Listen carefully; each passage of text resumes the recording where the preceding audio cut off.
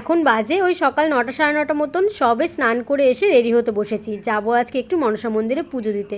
First payment পেয়েছি, পুজো দেবো না সেটা তো হতেই পারে না। আগের দিন তো দুটো শাড়ি কিনে এনেছিলাম, তার মধ্যে একটা নিয়ে ভেবেছিলাম আজকে পুজো দিতে যাব, কিন্তু যেই মনসা মন্দিরে পুজো দিতে যাব ওই মনসা মন্দিরে আজকে শাড়ি দিয়ে পুজো দেওয়া যাবে না, কারণ ওই মনসা মন্দিরে একটা নিয়ম আছে, সেটা হচ্ছে শাড়ি দিয়ে পুজো করতে গেলে নামকরণ করে পুজো করতে লাগে, আর সেটার জন্য একদম মনসা পুজোর দিনই প্রয়োজন। যার জন্য আজকে নর্মালি যাবো একটু পুজো দিয়ে আসবো মনের শান্তির জন্য।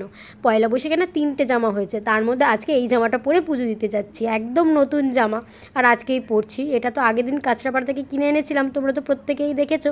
আর চুড়িদারটা সত্যি কিন্তু আমার গায়ে বেশ ভালোই লাগছে দেখতে, প্রথম পরার পরে দেখে আমি অবাক হয়ে গেছিলাম, সত্যিই কিন্তু ভালো লাগছে। স্নান করে এসেছি, মাথা টাথা ঘষেছি, মাথাটা তো পুরো ভিজা। প্রথমে ক্লিপটা মেরেছিলাম, কিন্তু পরে আবার ক্লিপটা খুলে রেখেছি যে না থাক, চুলটা কিছুক্ষণ শুকাক তারপরে বরং ক্লিপটা মারবো। গালে একটু ব্লাশ আর ঠোঁটে হালকা করে একটুখানি লিপস্টিক, ব্যাস এইটুকুতে আমার সাজটা কমপ্লিট। মনসা মন্দিরটা যেহেতু আমাদের বাড়ির প্রায় কাছেই, তার জন্য আর বেশি সাজলাম না। নাও আমি তো পুরোপুরি রেডি, মাও ওইদিকে সবটা রেডি করছে, বাবলি ওইদিকে রেডি হয়ে গেছে। বাবলির বান্ধবীরা নাকি আমার ব্যাপারে ওর কাছে সবসময় বলতেই থাকে, বেশ ভালোই লাগে। ও যখন বাড়িতে এসে গল্পগুলো করে না, যে ওর বান্ধবীরা কী কী বলেছে কী কী না বলেছে, শুনতে কিন্তু বেশ ভালোই লাগে। মা এদিকে সব কিছু গুছাচ্ছে, এখন অবধি রেডি হয়ে পারেনি। ফল টল সব কিছু গুছিয়ে নিয়ে আলতা ঠালতা পরে সিঁদুর পরে পুরোপুরি রেডি। চলো এবার এবং আমরা বাড়ি থেকে চলো বাড়ি থেকে তো বেরিয়ে পড়েছি। যেই না বাড়ি থেকে বেরিয়েছি অমনি ডেলিভারি বয় ফোন এসছে যে আমার নাকি পার্সেল এসছে। যাই হোক, আরেকটু আগে যদি আসতো একেবারে পার্সেলটা বাড়িতে রেখে তারপরে যেতে পারতাম। এখন এই যে মুখ ভ্যাংচাতে ভ্যাংচাতে চলো আবার যাই, গিয়ে পার্সেলটাকে রিসিভ করে নিয়ে তারপরে আবার বেরোতে হবে। ভেবেছিলাম একটু সকাল সকাল যাবো, এদিকে আবার কিছুটা টাইম চলে গেল। ওই যে দাদা চলে এসেছে, পার্সেল দুটোই এসেছে মিশো থেকে। আর একটু আগে যদি আসতো তাহলে নিয়ে নিতে পারতাম, ভালো হতো। বাড়িতেও কেউ নেই, পেমেন্ট করাই ছিল, যদি অসুবিধা হতো না, কাউকে একটা দিয়ে রাখিয়ে দিলে হয়ে যেত, কিন্তু কি আর করা যাবে, বাড়িতে তো কেউ নেই, কাকে বলবো বলো রিসিভ করতে। পার্সেল তো দুটোই চলে এসেছে, এইগুলো না আমি একটা আলাদা ভিডিও তোমাদের সাথে শেয়ার করবো আনপ্যাকেজিংয়ের। আপাতত বরং চলো বাড়ির থেকে বেরোই, অনেক দেরি হয়ে গেছে। হাঁটতে হাঁটতে আমরা প্রায় মন্দিরের কাছে চলেই এসেছিলাম। অমনি মা বললো যে একটুখানি দশকর্মার ভাণ্ডারে চলে যা, গিয়ে একটা বরং সরা কিনে নিয়ে আয়, কারণ মাকে না দুধ কলা দিতে হবে। দুধ কলার জন্য আমরা কোনো রকম সরা কিনে আনিনি, আর মাটির সরাই কিনতে হবে, তার জন্য হাঁটতে হাঁটতে চলে গেছিলাম দশকর্মার ভাণ্ডারে বাজারে। তাড়াহুড়ো করে দৌড়াতে দৌড়াতে এসেছি দশকর্মার দোকানে। দাদুকে বললাম যে আমাকে একটা মাটির সরা দাও, দুধ কলা দেবো ঠাকুরকে। উনিও অমনি সুন্দর একটা মাটির সরা বার করে এনে দিল। সরাটা মনে হয় 15 টাকা কি 20 টাকা নিয়েছিল, দামটা ঠিক আমার মনে নেই। যাই হোক বাদ দাও, সরা তো নেওয়া হয়ে গেছে, এবারে বরং মন্দিরের দিকেই যাওয়া যাক। মা তো ওইদিকে মানে ফল টল কাটাকাটি শুরুও করে দিয়েছে।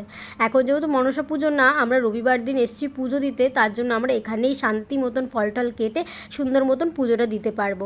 এমনি সময় যখন মনসা পুজো হয় তখন তো এখানে প্রচণ্ড পরিমাণে ভিড় হয়ে যায়, তার জন্য আর সেই সময় সুন্দর করে পুজো দেওয়াটা আর হয় না। মাও এদিকে সরাসরি সব কিছু ধুয়ে নিয়ে রেডি করছে। দেখো তো মায়ের মুখটা কত সুন্দর, তাই না?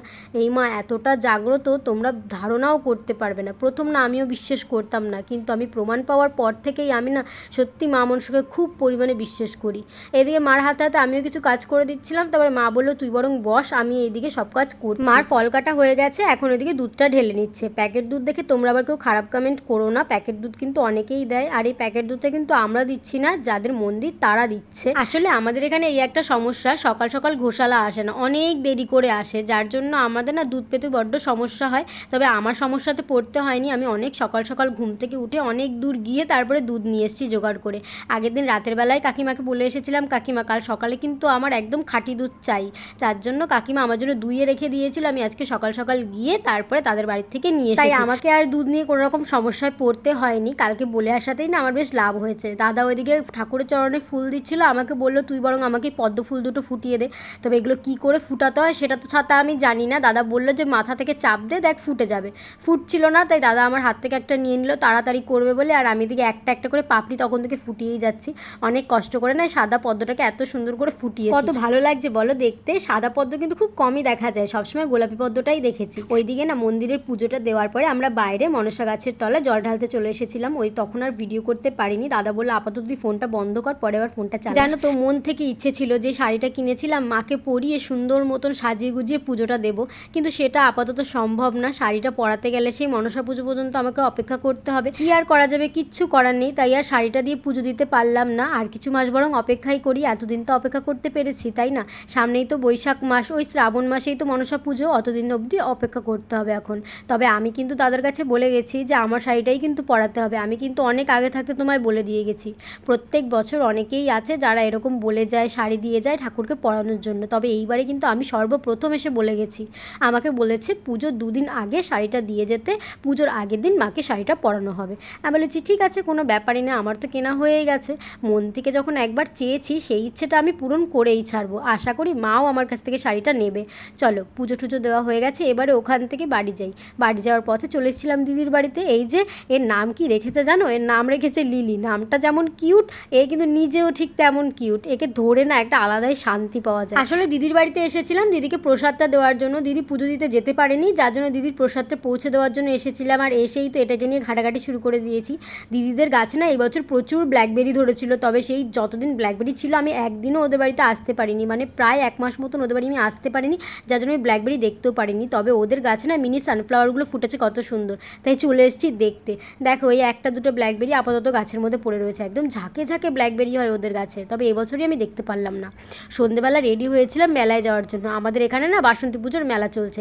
আমার যাওয়ার তেমন একটা ইচ্ছে যদিও ছিল না, কারণ আমাদের এখানে খুব বাজে একটা ঘটনা ঘটে গেছে, সেটা নাই বললাম।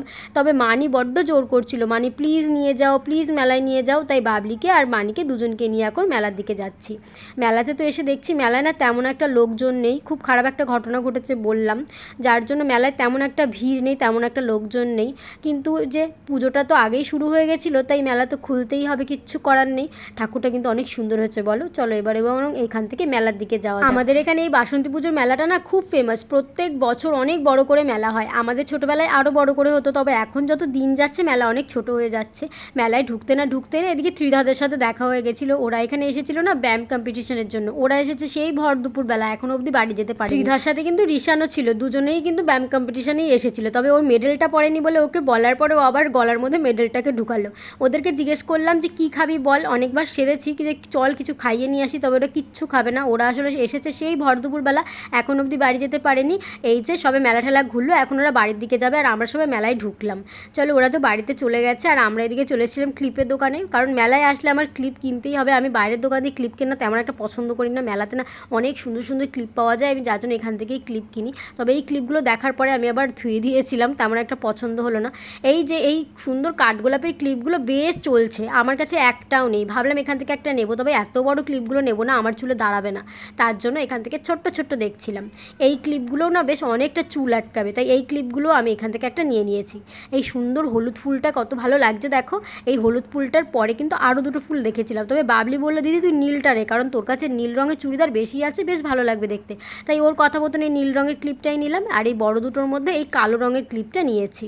ওখান থেকে কিছু ক্লিপ কেনাকাটা করার পরে মানিকেও কিছু জিনিস কিনে দিলাম, বাবলিকেও কিছু জিনিস কিনে দিলাম। তারপরে ফুলের দোকানটায় এসেছিলাম, বেশ ভালোই লাগে বলো দোকানগুলো। এই ফুলটা কিন্তু আমার ভীষণ প্রিয়, 350 টাকা দাম চাইছিল। মেলায় আসবো আর কানের দেখবো না, সেটা তো হতেই পারে না, তাই সামনেই এত সুন্দর কানের দোকানটা পড়লো। আগে তো এগুলো 30 টাকা করে বিক্রি হতো, তবে এখন কিন্তু 40 টাকা করে হয়ে গেছে, কি আর করা যাবে।